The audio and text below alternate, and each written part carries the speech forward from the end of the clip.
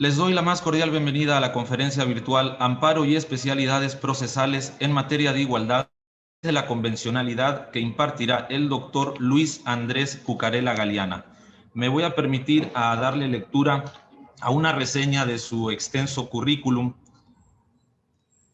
Luis Andrés Cucarella Galeana, catedrático de Derecho Procesal de la Facultad de Derecho de la Universidad de Valencia, España. Premio Extraordinario de Licenciatura, doctor en Derecho por la Universidad de Bolonia, Italia, y por la Universidad de Valencia. Premio Extraordinario de Doctorado, profesor especializado en Derecho Procesal Civil, Derecho Procesal Penal y Derecho Procesal Constitucional. Profesor de grado, posgrados y doctorados impartidos en la Universidad de Valencia y otras universidades de Argentina, México, Perú, Brasil, Honduras y Colombia. Profesor Erasmus en la Facultad de Derecho de la Università degli Studi di Pavia, Italia. Conferencista internacional en Panamá, Colombia, Argentina, Paraguay y México, entre otros países. Ha publicado varios libros como autor, en coautoría y numerosos artículos científicos en revistas especializadas. Tiene obras publicadas en Italia, España, El Salvador, Nicaragua, Uruguay, Argentina, Colombia, México, Panamá, Paraguay y Brasil. Es profesor honorario de la Universidad Continental de Perú. Miembro del Consejo Editorial de Revistas Jurídicas publicadas en España, México, Colombia y Brasil, entre otros. Es miembro del Instituto Iberoamericano de Derecho Procesal de la Asociación Española de Profesores de Derecho Procesal, de la Asociación Colombiana de Derecho Procesal Constitucional, de la Asociación Mundial de Justicia Constitucional, en donde ostenta una de sus vicepresidencias, de la Asociación Paraguaya de Derecho Procesal Constitucional, de la Asociación Panameña de Derecho Procesal Constitucional, de la Asociación Argentina, de la Asociación Brasileña de Justicia, de la Asociación Brasileña de Derecho Procesal Constitucional, miembro honorario del Instituto de Costa Rica para la Promoción del Derecho Procesal, miembro del Instituto Itapuense de Paraguay para la Promoción del Derecho Procesal y vicepresidente para Europa de la Alianza Global de Juristas. Dicho lo anterior, le vamos a ceder el uso de la voz al doctor Luis Cucarella. Buenos días, buenas tardes para usted, doctor. Muy buenos días a todas las personas que me están siguiendo en el día de hoy en esta conferencia virtual.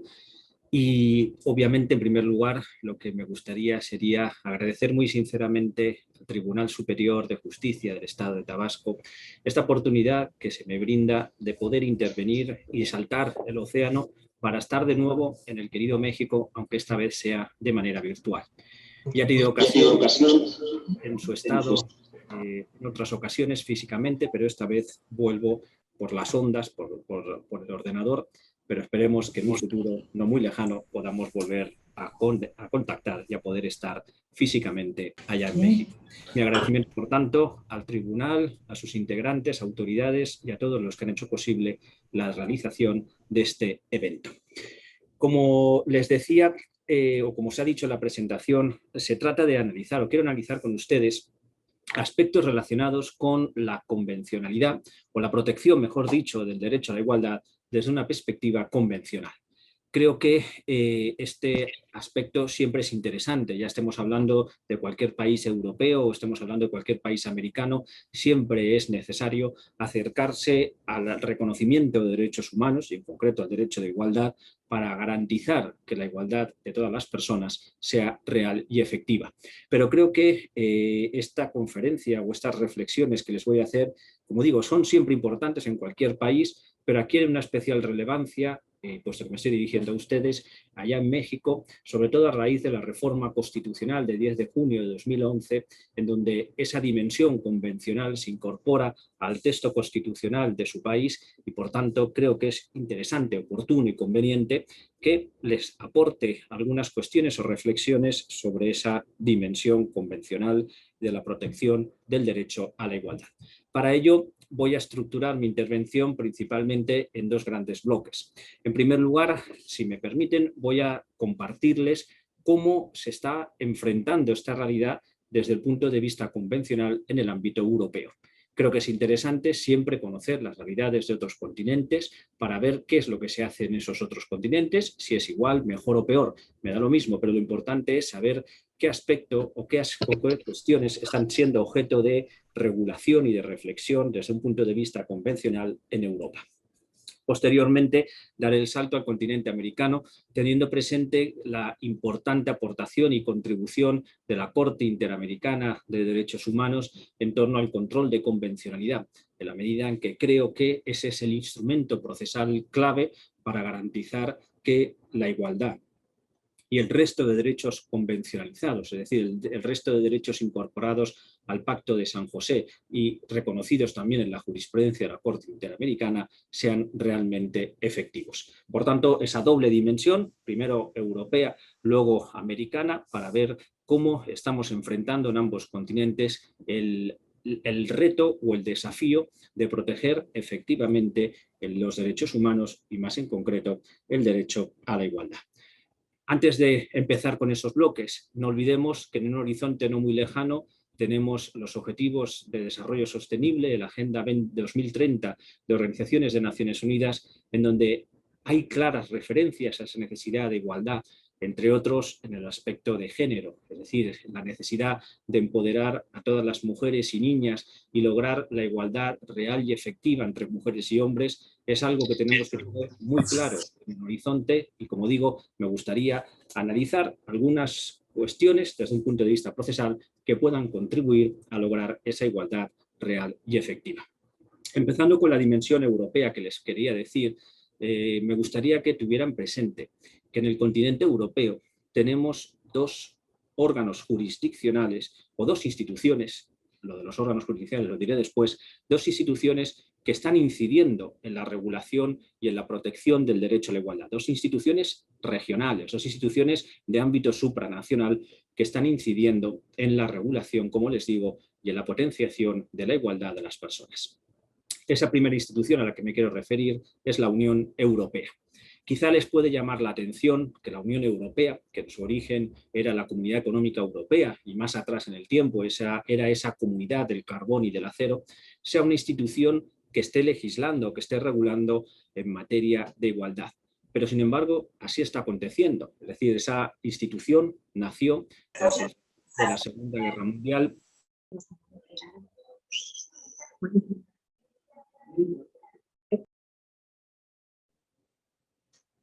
con la finalidad de crear un mercado común que permitiera reconstruir Europa después de la Segunda Guerra Mundial. Y es cierto que esa comunidad tuvo en su origen una finalidad principal y esencialmente económica, pero con el paso de las décadas, con el cambio de denominación y con la ampliación de los objetivos, pasó a llamarse Unión Europea y ya no estamos hablando solamente de un espacio común desde un punto de vista económico, sino también de un espacio de libertad, seguridad y justicia, y en donde desde el año 2000 se está legislando en materia de igualdad.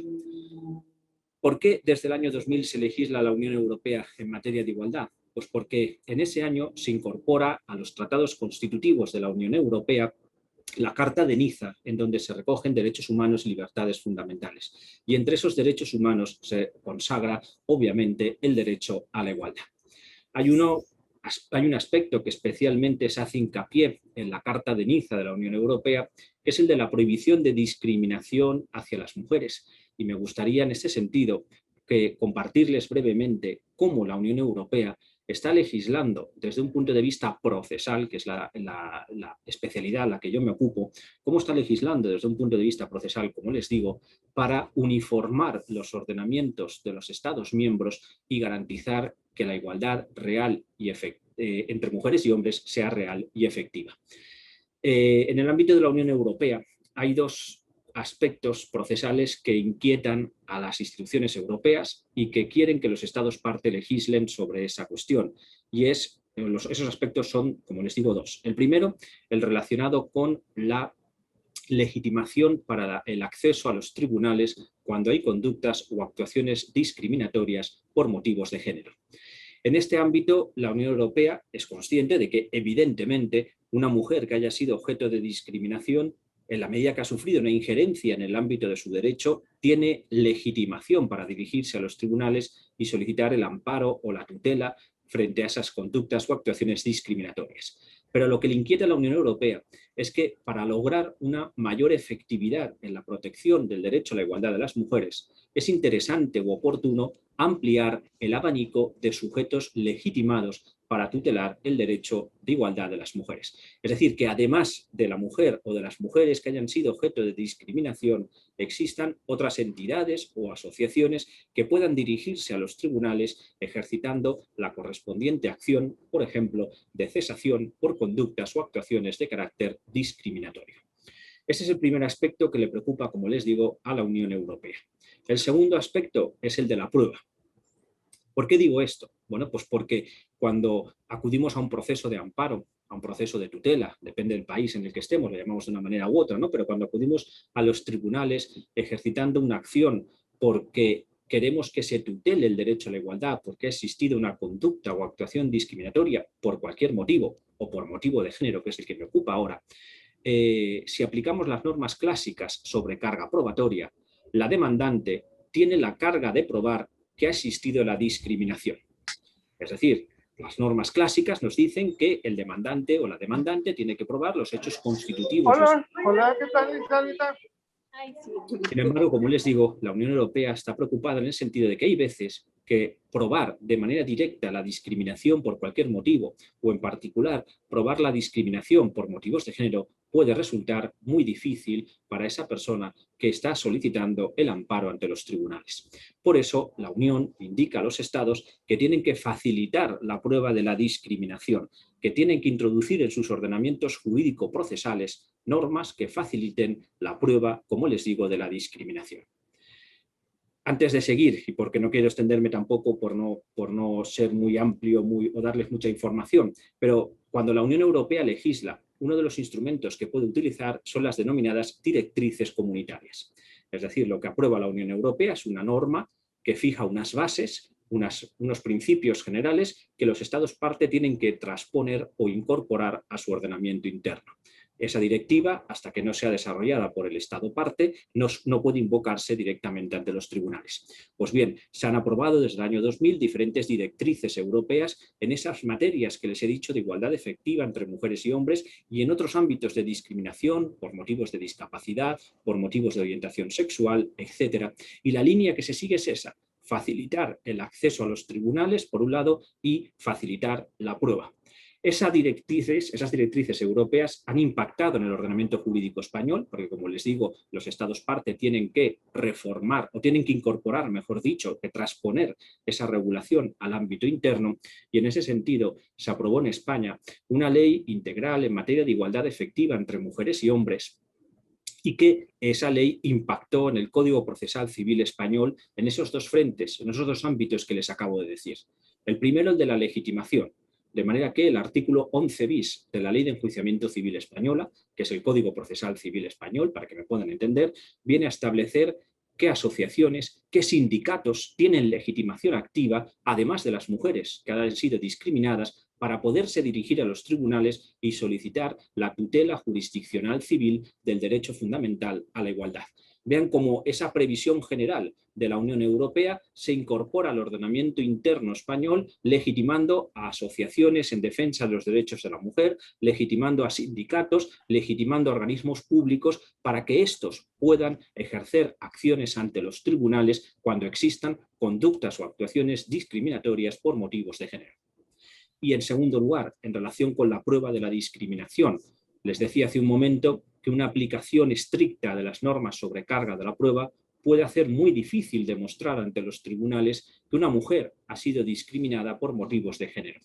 Y en este sentido, el artículo 217.5 de la Ley de Enjuiciamiento, que les recuerdo es el Código Procesal Civil Español, viene a establecer la posibilidad de construir una presunción de la discriminación.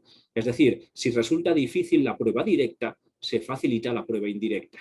Tengan presente que las presunciones consisten en eso, en facilitar la prueba de manera indirecta de unos hechos cuando directamente resulta difícil o imposible demostrar la concurrencia de esos hechos. Y como les señalo, ese artículo viene a establecer la facilidad, la posibilidad, mejor dicho, de construir esa denominada presunción. Ya les he indicado o he puesto el acento en las discriminaciones por motivos de género, pero estas especialidades, sobre todo en cuanto a prueba o legitimación, también son extensivas en otras disposiciones normativas a discriminaciones por motivos de discapacidad o por motivos de orientación sexual o por motivos étnicos, religiosos, etc. Antes de cerrar la referencia a estas discriminaciones de carácter de género, sí que me gustaría también compartirles que en España, con independencia de esa regulación europea, en el año 2004 se aprobó una ley integral en materia de violencia de género. Esa ley aborda el problema de la violencia de género desde diferentes frentes, pero hay dos a los que brevemente me gustaría referirme para así poder continuar con la exposición de la regulación convencional en el ámbito del Tribunal Europeo de Derechos Humanos. Esos dos frentes que me inquietan o que quería compartir con ustedes son, en primer lugar, el de la publicidad sexista. Es decir, no hay que pasar por alto que en ocasiones se llevan a cabo campañas publicitarias sexistas que denigran la dignidad de la mujer o que utilizan el cuerpo de la mujer totalmente desvinculado del producto que se comercializa.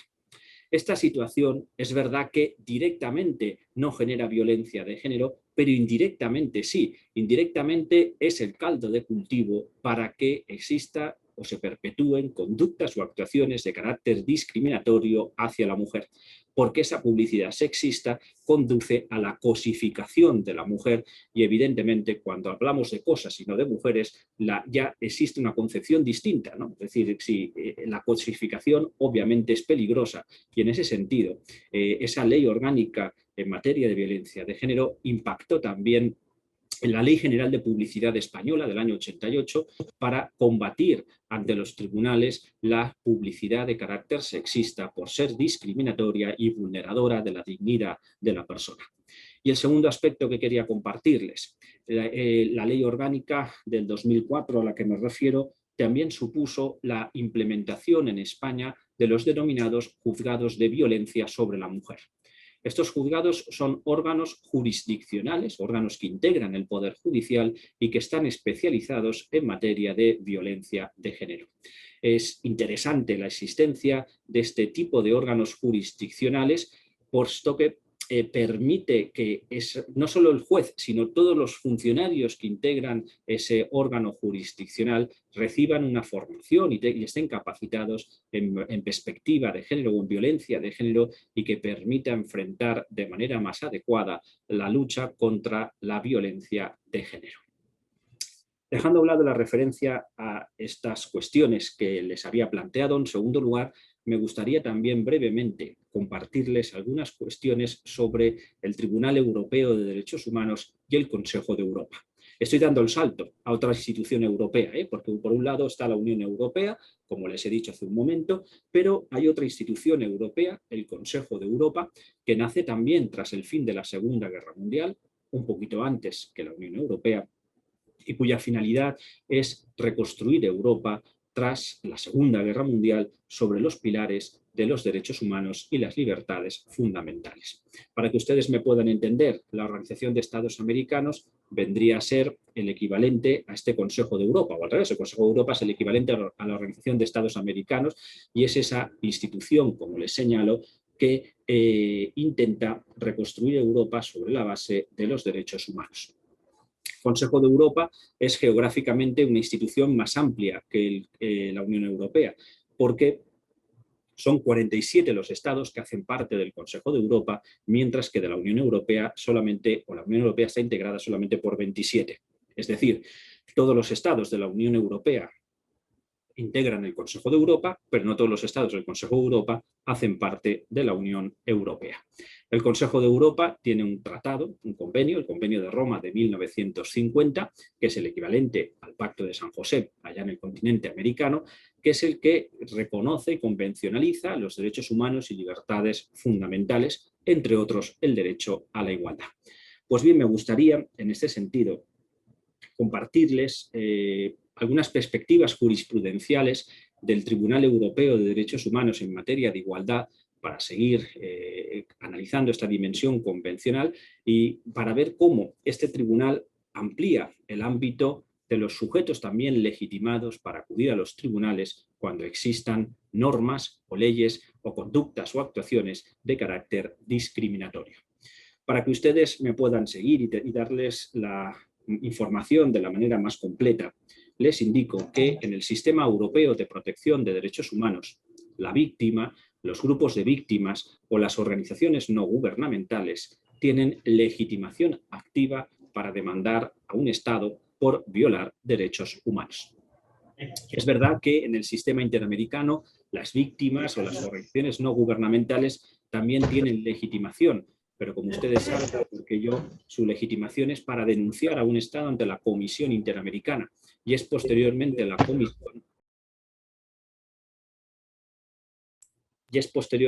Comisión la que decide elevar el asunto a la Corte Interamericana. Sin embargo, como les señalo, en el sistema europeo no existe una comisión intermediaria. Las víctimas pueden directamente demandar a un Estado ante el Tribunal Europeo de Derechos Humanos. Pues bien, ¿quién es víctima? Pues obviamente víctima, si hablamos de discriminación, es aquella persona que haya sufrido una injerencia en el ámbito de su derecho humano a la igualdad, es decir, aquella persona que haya sido efectivamente discriminada. Ese es el concepto de víctima directa en el que no me voy a detener. Pero sí que les quería compartir que desde los años 80 del siglo pasado, el Tribunal Europeo de Derechos Humanos ha generado una jurisprudencia interesante en torno al concepto de víctima potencial o víctima en potencia que me gustaría, como les señalo, compartir con ustedes en unos minutos. ¿A qué me refiero? Bueno, pues como les decía, por un lado, víctima directa y que tiene legitimación activa es la persona que ha sido efectivamente discriminada. Pero, sin embargo, también el Tribunal Europeo reconoce la posibilidad, desde los años 80, de que una persona que no ha sido efectivamente discriminada, que no ha sufrido una injerencia efectiva en el derecho a la igualdad, pueda, sin embargo, dirigirse ante el tribunal demandando a un Estado porque haya una ley que sea discriminatoria o porque haya conductas o actuaciones discriminatorias, aunque no se le hayan aplicado a esa persona. Es decir, puede llegar a ser víctima, pero no lo es. Es una víctima en potencia. Para que ustedes me puedan entender mejor, les indico lo siguiente. Esta jurisprudencia se genera alrededor de los años 80, principios de los 80, con diferentes asuntos seguidos contra el Reino Unido, Irlanda y Malta principalmente. En estos países, el Código Penal tipificaba que dos personas del mismo sexo mantuvieran relaciones sexuales. Entiéndanme bien, no estamos hablando de agresiones sexuales, no estamos hablando de explotación o trata de personas, no estamos hablando de abusos a menores, sino que estamos hablando de, estaba tipificándose que dos personas adultas, libre, consciente y voluntariamente, siendo del mismo sexo, mantuvieran relaciones sexuales, estaban cometiendo un delito. Esto motivó diferentes demandas de ciudadanos de esos países contra sus países por entender que esas normas penales eran discriminatorias y, por tanto, vulneradoras del derecho a la igualdad. Los estados, en el caso del Reino Unido, que es el primer asunto que se plantea, se defendieron alegando que el demandante efectivamente había sido investigado policialmente por su condición homosexual, pero que esa investigación policial no trascendió al ámbito jurisdiccional y que, por tanto, no hubo una injerencia, en su caso, si es que se entiende que la había, en el ámbito del derecho a la igualdad. Es decir, no se le causó ningún perjuicio a esa persona, puesto que no hubo investigación jurisdiccional, juicio penal ni condena por la presunta comisión de ese delito. Sin embargo, el Tribunal Europeo le reconoce a esta persona legitimación activa, porque es verdad que no ha sufrido una injerencia directa en el ámbito de su derecho a la igualdad, pero señala el Tribunal, pertenece a un grupo, una categoría de personas cuya conducta diaria viene determinada por la existencia de una norma, porque esa persona sabe que si no se ajusta a lo que dice esa norma tipificada en el Código Penal o prevista en el Código Penal, se expone a la comisión de un delito y que, por tanto, esa norma que es discriminatoria está vulnerando en potencia el derecho, o convierte a esa persona, en potencia en persona a la que se lesiona el derecho a la igualdad. En el caso de Irlanda ni siquiera hubo una investigación policial previa, o en el caso de Malta, Malta se defendía diciendo que esa norma penal llevaba años siendo inaplicada y que la Fiscalía desde hace años no investigaba a ninguna persona aplicando esa norma. Pero el Tribunal Europeo vuelve a decir lo mismo. Esa norma, aun cuando no lleve años sin aplicarse, es derecho vigente y un cambio en la política criminal podría implicar la activación de la misma. Les he querido hacer referencia brevemente a este origen de esta concepción jurisprudencial porque a raíz de ahí o a partir de ahí esta concepción de víctima en potencia que se inicia vinculada a las discriminaciones por razones de orientación sexual se extiende a otros ámbitos, entre otros a la discriminación por motivos de género o discriminación por motivos de discapacidad.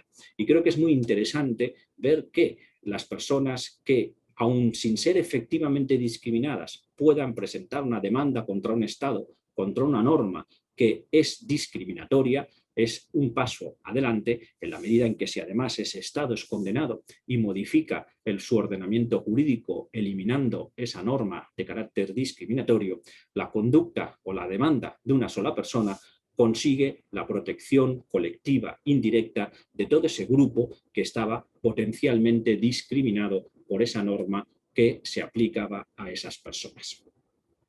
También me gustaría, por otro lado, en segundo lugar, hacer una reflexión adicional en relación con, o completar las cuestiones relacionadas con la legitimación de las organizaciones no gubernamentales, porque creo que pueden ser un instrumento muy útil para combatir ante el Tribunal Europeo de Derechos Humanos, o en su caso ante la Corte Interamericana, las conductas o actuaciones de carácter discriminatorio.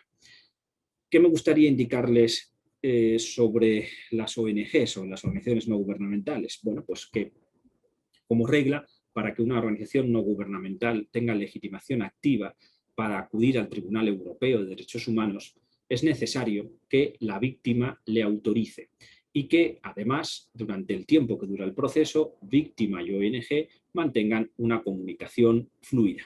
Esta es simplificada, muy simplificada, la postura del Tribunal Europeo de Derechos Humanos para permitir que las organizaciones no gubernamentales puedan tener esa legitimación activa para acudir demandando a un Estado por conductas o actuaciones discriminatorias o por cualquier otra razón. Sin embargo, hay un caso que no es muy lejano en el tiempo, que se refiere a Rumanía, el caso Valentin Campeanu contra Rumanía, que me gustaría brevemente compartirlo y así ya cerrar este bloque referente al Tribunal Europeo y dar el salto al sistema interamericano, que es el siguiente. Valentin Campeanu es un niño que nació de una mamá politoxicómana. Al poco tiempo de nacer, la madre lo abandona en un centro de acogimiento público de ese país y tras los exámenes médicos correspondientes se llega a la conclusión de que el bebé padece graves deficiencias psíquicas, así como que está infectado por el virus del VIH. Durante todo el tiempo que Valentín estuvo en el centro de menores, no recibió la asistencia médica y sanitaria necesaria para las enfermedades que padecía, de igual manera que tampoco vivía en condiciones que fueran las idóneas para el respeto a la dignidad de la persona. Cuando cumplió 18 años fue simplemente trasladado de centro y en esa época hubo un representante de una ONG que visitó ese centro y vio las condiciones en las que vivía Valentin Campeanu y el resto de personas que en situación de discapacidad o de enfermedad estaban internadas en ese centro público. Entre otras cosas, no había calefacción, no había cobijas o mantas para taparse, las personas no asistían sanitaria ni alimentariamente a Valentin Campeanu, etc. Y esto motivó que con 19 años de edad Valentin Campeanu falleciera. Al conocer esta realidad, esa organización no gubernamental empezó a ejercitar acciones en el ámbito interno, porque también como en el sistema americano, antes de acudir al Tribunal Europeo hay que agotar las instancias internas que no prosperaron y posteriormente acudió ante el Tribunal Europeo de Derechos Humanos. Y una de las defensas que utiliza a Rumanía en ese asunto, en el tema que a nosotros nos interesa, es el relacionado con la falta de legitimación activa de la ONG, en la medida en que Valentin Campeanu obviamente no dio autorización a esta organización no gubernamental para que presentara la demanda, puesto que ni siquiera estaba en condiciones de otorgar representación alguna porque de facto estaba incapacitado. El Tribunal Europeo no admitió esta alegación del Estado demandado y reconoció legitimación activa a la organización no gubernamental y además no solo le reconoció legitimación activa, sino que además condenó a Rumanía. Me interesa este asunto porque en esa condena se le imponen medidas reparatorias de carácter general como tan sencillas o tan claras que carecía ese Estado de regular un sistema normativo que permitiera a las personas que están en situación de discapacidad de facto que se les nombrara un representante que hiciera valer sus derechos, porque de facto estas personas que están en esos centros estaban incapacitadas sin persona que les representara y pudiera hacer valer sus derechos frente a la situación de desamparo en la que se encontraban. Me parece, como digo, muy interesante esta perspectiva porque abre un frente interesante para la legitimación de las organizaciones no gubernamentales y en la protección del derecho a la igualdad. En este caso era por motivos de discriminación, por discapacidad y por enfermedad, pero que puede abrir frentes muy interesantes para la tutela del derecho a la igualdad en discriminaciones por motivos étnicos o de extranjería. Pienso sobre todo en problemas, en las cuestiones que se suscitan en torno a la protección de los derechos de las personas refugiadas o inmigrantes, tanto en el continente europeo como en el continente americano. La última perspectiva que quería abordar con ustedes, para así ajustarme al tiempo asignado, es la relacionada con la dimensión convencional en el ámbito americano. Un punto clave en esa dimensión convencional, como ustedes saben mejor que yo, es el denominado control de convencionalidad. Si me permiten, me gustaría señalarles que hace un momento les apuntaba una diferencia entre el sistema europeo y el americano, en el sentido de que en el sistema europeo las víctimas tienen acceso directo al Tribunal Europeo, mientras que en el sistema americano hay una intermediación de la Comisión, pero hay una diferencia también adicional que me va a servir de punto de partida para esta reflexión. ¿Se acuerdan que hace un momento les he dicho que el Consejo de Europa está integrado por 47 estados? Pues bien, esa composición tiene trascendencia en torno a la composición del Tribunal Europeo, porque el Tribunal Europeo tiene 47 magistrados, uno por cada estado que hace parte del Consejo de Europa. Sumen a esto, además, que el Tribunal Europeo es un órgano de carácter permanente. Como ustedes saben, la Corte Interamericana tiene 7 magistrados. Es verdad que si confrontamos las realidades, podemos claramente inferir que 47 magistrados que tienen un carácter permanente pueden conocer o absorber un mayor número de asuntos que 7 magistrados, como son los de la Corte Interamericana, que no tienen un carácter permanente en el ejercicio de sus funciones. Pero esto no ha sido obstáculo para que la Corte Interamericana, desde mi punto de vista, haya buscado en ese mecanismo del control de convencionalidad que sus sentencias puedan tener un clarísimo impacto en el sistema americano y, sobre todo, que los jueces nacionales, que no son jueces de la Corte Interamericana, acaben también siendo jueces convencionales. Por tanto, es verdad que la Corte tiene 7 magistrados, 7 jueces que la integran con los 7 de la Corte Interamericana, pero hay que sumar que dentro del sistema interamericano existe un gran número de jueces, tanto en México como Colombia, Argentina y demás países del sistema, que también esos jueces desempeñan funciones convencionales. En ese sentido, el control de convencionalidad, como les decía, es clave para garantizar la protección efectiva, colectiva, de los derechos humanos, en la medida en que está permitiendo que las sentencias puedan tener un efecto positivo o prejudicial cuando un juez nacional tiene que conocer de un determinado asunto. Me parece muy interesante la reflexión que se hace del voto del actual presidente de la Corte Interamericana en la sentencia Hellman versus Uruguay, en la sentencia de supervisión de cumplimiento del caso Hellman versus Uruguay, puesto que ahí se desarrolla esa dimensión de prejudicialidad de las sentencias de la Corte Interamericana. Es, desde mi punto de vista, la consideración de que estas sentencias tienen ese efecto positivo o prejudicial. No es una casualidad, y con esto ya voy terminando, que el primer pronunciamiento en el que encontramos referencias a la necesidad de que se aplique un control de convencionalidad, sea en un voto que ustedes conocen mejor que yo, del magistrado, del juez García Ramírez, en el caso Almonacid de Arellano contra Chile. Y no digo no es ninguna casualidad que justamente se empiece a hablar de control de convencionalidad con ocasión de crímenes de guerra o crímenes de lesa humanidad. Porque, como ustedes saben, la Corte Interamericana en ese asunto considera inconvencional las leyes de amnistía aprobadas tras la dictadura chilena. Y como les digo, ahí existe otro frente, el de los crímenes de guerra, crímenes de lesa humanidad o crímenes de genocidio, a los que también hay que atender y que evidentemente trascienden ya de la dimensión o del objetivo que me he marcado en la conferencia del día de hoy, pero que nos abren una reflexión muy interesante sobre la evitación de la impunidad y, en su caso, la persecución de estos crímenes desde una dimensión también convencional. Pero con todo esto quería cerrar mi intervención indicándoles que, como ven, los problemas de discriminación o, en su caso, de protección efectiva del derecho a la igualdad son los mismos en Europa o en América o en cualquier continente. Es decir, siempre nos vamos a encontrar con problemas de discriminación contra los que hay que combatir. Quizá la situación que atravesamos a día de hoy, o desde hace más de un año, generada por la pandemia de la COVID-19, ha permitido que afloren o que se detecten más claramente situaciones de discriminación que pueden llegar a ser estructurales.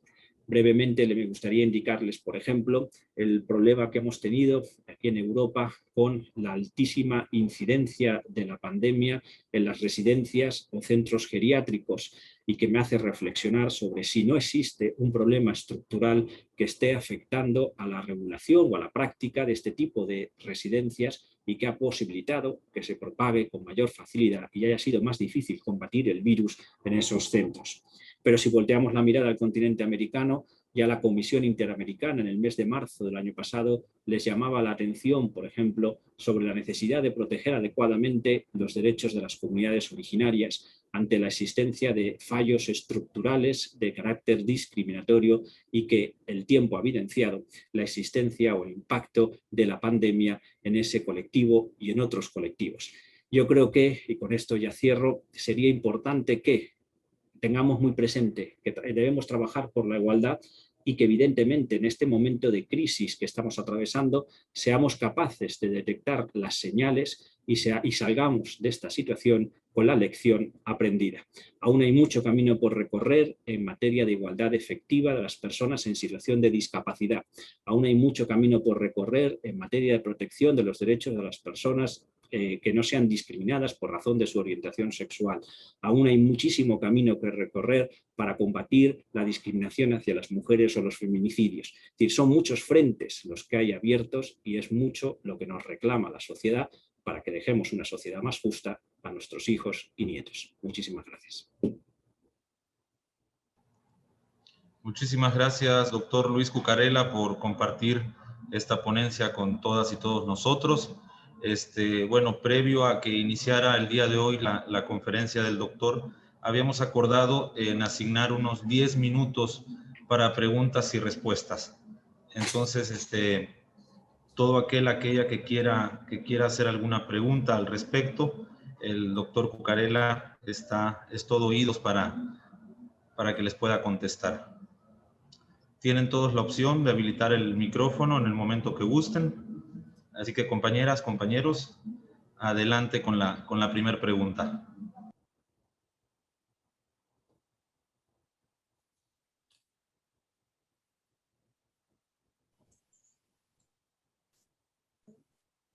La magistrada Norma Lidia quiere tomar la palabra. Ya puede abrir su micrófono. Gracias, buenos días. Primero que todo, agradecer la ponencia. Es un tema súper actual, maestro Luis Cucarella. Muchas gracias por compartir. Fíjese usted que en México, ahorita que hace usted ese comparativo, me llamó mucho la atención que usted hable de una ley integral de violación de género. No porque no exista un cuerpo normativo aquí que se refiera a la posibilidad de violaciones de género. La Suprema Corte en el país ha dado por una serie de instrumentos para efecto tal vez esa igualdad a la que usted nos aspiramos todos los países y la que usted nos ha descrito. En el caso del país, fíjese usted que la Corte lo ha manejado como las categorías sospechosas, que dentro de esta pues está claramente lo que usted ha expuesto, que son precisamente situaciones que se generen en materia de discriminación cuando tienden a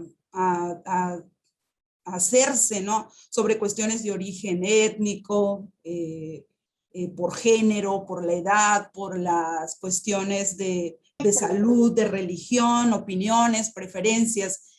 Y en la actualidad lo que sí creo que hay es la iniciativa de que se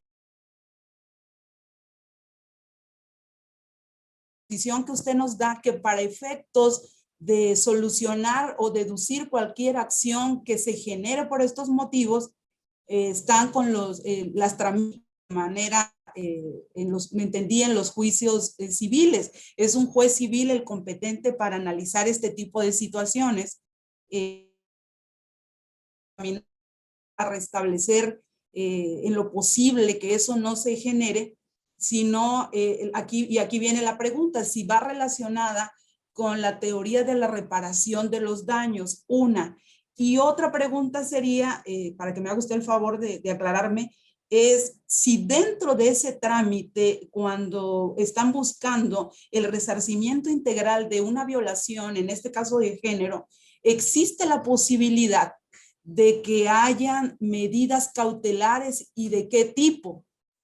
¿Por qué? Porque cuando usted dice, cuando se tramita un juicio, entendí, y se presume la discriminación, lo que se advierte lógico por el tipo de situación que se litiga. Yo quisiera saber si hay algún tipo de medida cautelar que sea permitida, y porque nosotros vamos a tener que ir buscando también la vía, se puede deducir esto, hasta dónde alcanza, si es parte de la reparación, de la teoría de la reparación del daño, y si es posible tener medidas cautelares. Esa sería mi pregunta, estimado maestro. Muchísimas gracias. Se me plantea varios frentes y, si me permiten, le abordo varios para completar y precisar cuestiones que he ido diciendo. La primera, sobre la presunción de discriminación que se incorpora al artículo 217 de la Ley de Enjuiciamiento Civil, es una presunción incorporada para los procesos civiles, para los procesos en donde exista una demanda que presente una mujer, un sindicato, una asociación que considere que hay conductas o actuaciones de carácter discriminatorio. Como regla, aplicamos las normas generales sobre carga probatoria, pero el problema es que demostrar de manera directa la discriminación puede resultar por la dificultad en el acceso a las fuentes de prueba. En ese caso, lo que está permitido en la ley es que se aleguen indicios, es decir, no se trata sin más de que por el hecho de presentar la demanda ya exista presunción de discriminación, sino que se aleguen los correspondientes indicios para que los indicios sirvan de nexo causal para llegar a tener por presumido el hecho. Es decir, se trata de partir de un hecho base, que el hecho base no lo podemos probar. Yo he sido discriminada por ser mujer, yo eso no lo puedo probar. No tengo elementos suficientes para probar que mi condición de mujer ha provocado que haya sido objeto de discriminación civil o laboral, por ejemplo, porque esa presunción también se aplica en el ámbito laboral, sino que ese hecho base que no lo puedo probar, la ley me permite que, sobre la base de indicios, como digo, que sirven de nexo causal, me puedan tener por presumida la existencia de la discriminación. Pero se trata de una presunción, es decir, la parte demandada puede destruirla, pero es legítimo que pueda destruirla si es que tiene elementos suficientes para poder demostrar que esa conducta o esa actuación no ha sido discriminatoria. Es decir, es la parte demandada la que tiene más fácil la prueba en este caso. Por tanto, el recurrir a esa técnica de la presunción posibilita la prueba, facilita el acceso a los tribunales de las mujeres, posibilita las pruebas y, en su caso, no se trata de que siempre se tenga que sea una presunción juris et jure, es decir, la demandada, evidentemente, si considera que hay elementos suficientes, puede llevar a cabo la destrucción de esa presunción. En este caso, las eventuales medidas cautelares que pudieran solicitarse serían las medidas cautelares que con carácter general se regulan en el Código Procesal Civil de, por ejemplo, cesación. Es decir, evidentemente, si hay una conducta discriminatoria, nos interesa cautelarmente que se acuerde judicialmente la cesación de esa conducta. O lo mismo, como les decía antes, cuando hay una campaña discriminatoria por motivos de género y acudimos a los tribunales al amparo de la Ley General de Publicidad, que es una ley civil, el juez civil, el juez mercantil en este caso, puede ordenar cautelarmente la cesación de la campaña publicitaria a la espera del enjuiciamiento de fondo sobre la eventual discriminación. Eso por un lado, es decir, en materia civil se incide con la regulación de la legitimación activa, ampliándola con el artículo 11 bis de la Ley de Enjuiciamiento Civil, y en el ámbito probatorio con la reforma del artículo 217 para facilitar la prueba y sometiendo ese proceso civil de protección del derecho a la igualdad a la regulación general de las medidas cautelares, etcétera, que se contemplan en la Ley de Enjuiciamiento Civil. Por otro lado, les comentaba, se aprueba en su día también una ley integral en materia de violencia de género. Esta ley es principalmente o incide principalmente en el ámbito criminal, aunque toca aspectos que no son solamente criminales, porque a la violencia de género hay que combatirla desde diferentes frentes, el educativo, por ejemplo, o hay que, en el ámbito sanitario, hay que crear conciencia también o que facilite que cuando una mujer acude a un centro sanitario o hospitalario pueda con libertad o con seguridad contar lo que le ha pasado y poder que aflore esa situación de violencia, porque el problema que tenemos con la violencia de género es que muchas veces o como regla se realiza en el lugar más escondido de la casa, en el lugar de la casa al que la ciudadanía o el Estado no tiene acceso. Entonces interesa que esa realidad aflore. ¿Cómo se persigue que aflore? Pues como les decía, me parecía muy interesante, con la creación de órganos jurisdiccionales especializados. A mí, cuando hablamos de órganos jurisdiccionales especializados, es verdad que sobre esto no habló la Corte Interamericana, pero me recuerda mucho a la música, si me permiten que les diga así, del caso Campo Algodonero, ¿no? Cómo la Corte Interamericana les reclama allá en México que haya una mayor sensibilidad, ya no solo de la policía, sino también de los órganos jurisdiccionales en los casos de violencia hacia las mujeres, ya sea violencia de género o cualquier otro tipo de violencia. Entonces, me parecía interesante compartirles esa realidad, teniendo en cuenta que evidentemente aún hay mucho camino por hacer. Y les añado una cuestión adicional que también me parece muy interesante, y es que en materia criminal en España nosotros disponemos de la acción popular. Entiéndame bien, estoy diciéndoles que cualquier ciudadano que no sea víctima o agraviado por un delito puede constituirse en parte acusadora. No estoy diciendo que pueda denunciar, que evidentemente se puede denunciar, sino que estoy diciendo que se pueda constituir en parte acusadora. ¿Esto qué significa? Pues que, por ejemplo, las asociaciones en defensa de los derechos de la mujer pueden ser acusadoras en procesos por violencia de género, buscando proteger mejor los derechos de la mujer y esa reparación de la que hablábamos. En el ámbito de la reparación, la Corte Interamericana sí que es mucho más completa en su jurisprudencia que el Tribunal Europeo. En ese sentido, la Corte siempre va más allá que el Tribunal Europeo porque muchas veces se manifiesta más cauteloso a la hora de fijar las medidas reparatorias, mientras que la Corte Interamericana es más invasiva en ese sentido y fija más medidas que tienen que adoptar los estados para combatir el feminicidio o cualquier otra violencia hacia la mujer.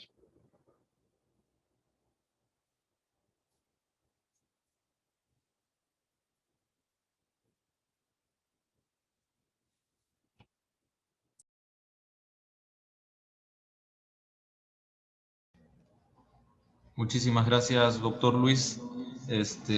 ¿Alguien más que guste hacer realizar alguna pregunta? Tenemos todavía unos minutitos para que esta pueda ser contestada.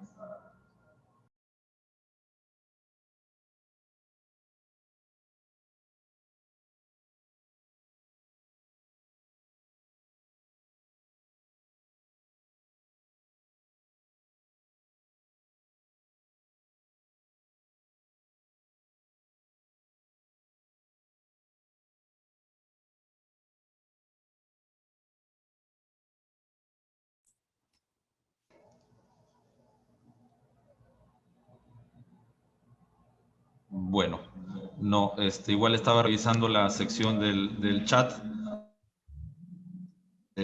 Bueno, acá la licenciada Candelaria pone entonces, ¿hay o no medidas cautelares en estos casos? Sí, claro, sí que los hay. En el primero de los casos, en materia civil, sí que los he señalado. En materia penal, obviamente, también se adoptan las medidas de aseguramiento y las cautelares oportunas. Lo que pasa es que, como ustedes bien saben, las medidas cautelares se adoptan sobre la base de indicios y el fumus boni iuris, del que doctrinal y jurisprudencialmente se habla, y que a veces puede generar determinadas dificultades para acertar en la adopción de las mismas.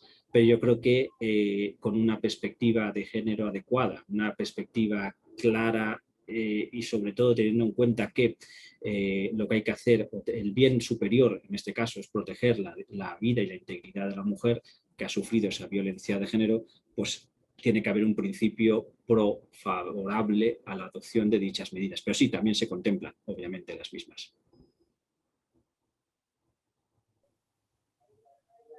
Bueno, Sí, magistrada Guadalupe, la escuchamos. muchas gracias, licenciado Juan José. Doctor, mire, únicamente una pregunta. Antes que nada, muchas gracias. Muy clara su exposición, doctor Luis Cucarella. Mucho gusto. Una breve pregunta, doctor. Nos dice usted que el Tribunal Europeo tiene 47 Estados miembros, luego entonces 47 magistrados, y que estos son permanentes. Y en comparación, la Corte Interamericana de Derechos Humanos tiene 7 magistrados y estos no son permanentes. Pero dice que sin embargo de la Corte Interamericana tienen un clarísimo impacto, dice usted, esas resoluciones. ¿Qué desventajas entonces nos representa el hecho de que esos jueces no sean permanentes y que sean menos a la de la Unión Americana? Me quedé con esa duda. Muchas gracias, doctor, y mucho gusto. No, gracias a usted. La reflexión la he hecho por la siguiente razón. Es decir, el Tribunal Europeo de Derechos Humanos, como acaba de recordar usted, tiene 47 magistrados porque 47 estados son los que hacen parte del Consejo de Europa.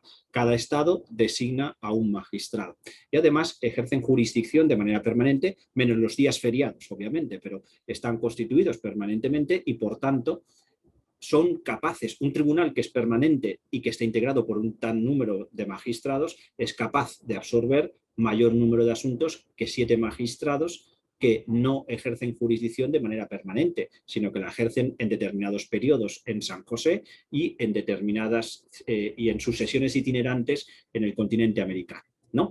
Pero que eso alguien podría pensar que es una situación de desventaja o una situación de debilidad del sistema interamericano porque hace que un tribunal que no es permanente y que son menos magistrados puedan tener menos impacto sus sentencias o puedan ser menos las sentencias.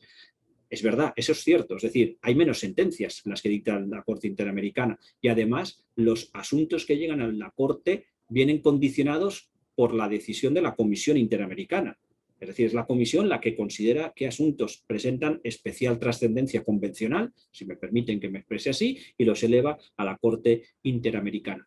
Pero yo la reflexión que hago, y la hago como europeo-americano, es decir, aunque sea nacido aquí, pero he viajado y conozco mucho, he estudiado mucho la realidad de su continente, y en realidad yo creo que la clave del éxito o la inteligencia de los magistrados de la Corte Interamericana ha sido esa. Y voy a decirlo de una manera que para que me pueda entender. Yo no soy permanente.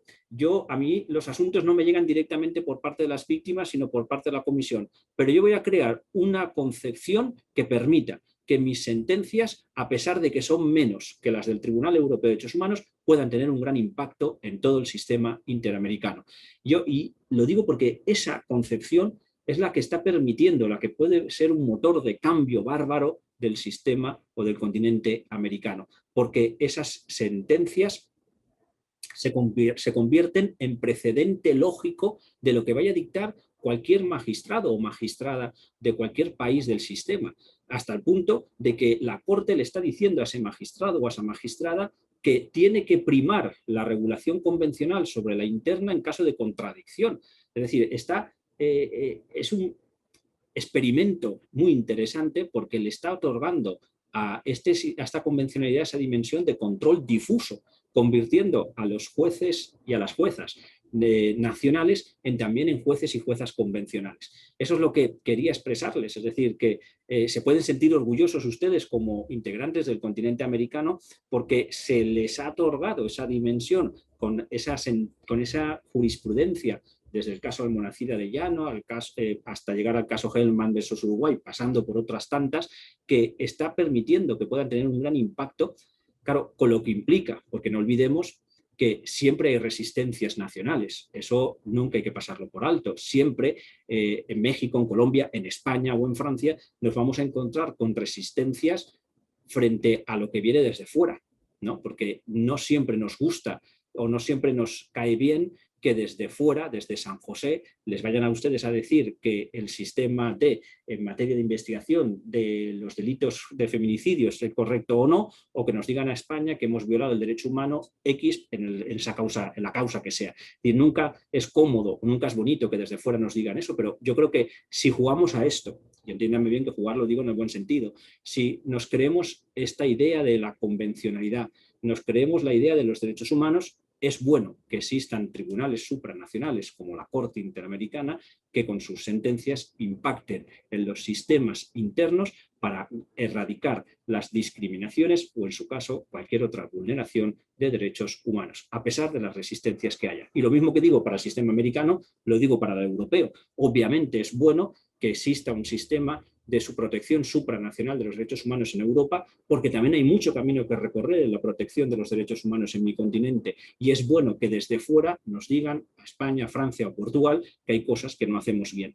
y hay cosas que hay que mejorar en protección, por ejemplo, de derechos de las personas refugiadas o de los inmigrantes, igual que ustedes tienen esa realidad allá en el continente americano, y que es un colectivo al que me he referido también, pero que es necesario también atender, porque por encima de todo está la dignidad de la persona y sus derechos inherentes. Muchas gracias, doctor, y saludos allá por esos lugares hermosos. Muchas gracias. Gracias, doctor Luis.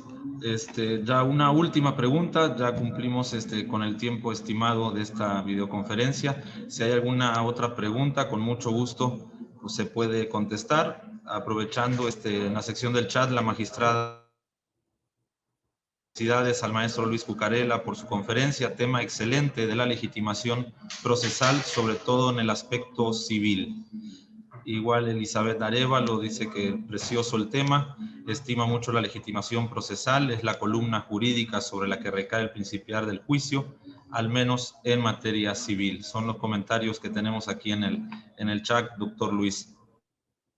Si le parece, puesto que lo de la legitimación civil ha planteado observaciones, aunque no haya pregunta, se lo completo un poquito para que tengan un poco una visión más de conjunto de lo que les quería plantear sobre el impacto de las directrices europeas en el sistema procesal civil español y con la introducción del artículo 11 bis en la Ley de Enjuiciamiento, que como les he dicho es el Código Procesal Civil Español. Pues bien, ese artículo 11 bis contempla dos supuestos. El primero, que las mujeres que hayan sido o estén siendo objeto de discriminación estén identificadas, o sea, fácilmente su determinación, su identificación. El segundo supuesto, que exista un colectivo de mujeres afectadas, pero que no se sepa quiénes son. Bueno, pues en el primero de los casos, la legitimación activa para dirigirse a los tribunales civiles, para solicitar la protección del derecho a la igualdad de esas mujeres, la tienen. Obviamente la mujer discriminada, y sabemos quiénes son, ellas tienen legitimación directa, pero también si esa mujer está afiliada a un sindicato o pertenece a una asociación cuyo fin principal sea la defensa del derecho a la igualdad de las mujeres, no es necesario que la mujer vaya al proceso, sino puede autorizar al sindicato o puede autorizar a la asociación para presentar en su nombre la demanda de cesación o la demanda de amparo por violación del derecho a la igualdad. Segunda situación de hecho, aquella en la que las mujeres que están siendo objeto de conductas o acciones discriminatorias no están determinadas, no se sabe quiénes son o es difícil su determinación.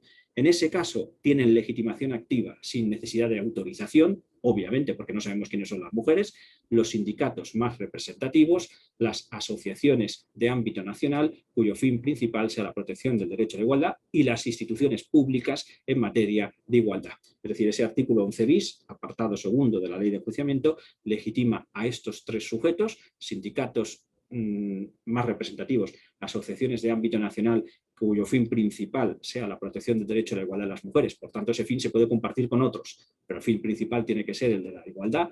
Y en tercer lugar, hay instituciones públicas en materia de igualdad, instituciones que tengan competencia en esa materia, pueden dirigirse a los jueces civiles para el ejercicio de la acción de cesación o cualquier otra conducta violatoria de los derechos de la mujer, y en su caso no solamente la solicitud de cesación o cualquier otra conducta, sino las medidas cautelares de las que hablábamos antes.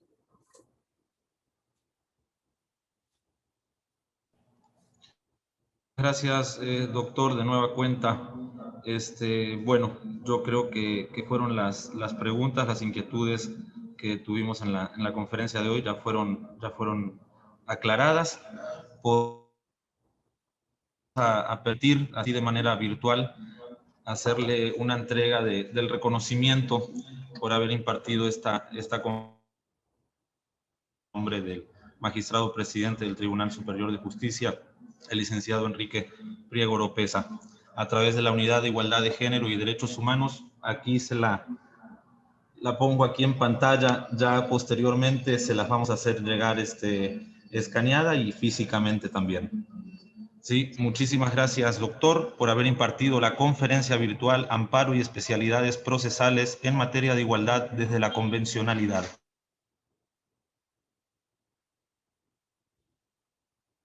Tiene sobre la prevención, atención, sanción y la eliminación de todos los tipos de violencia contra las mujeres en el personal que integra este poder.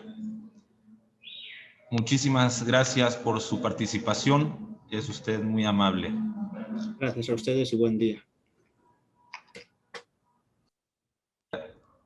Gracias de igual manera.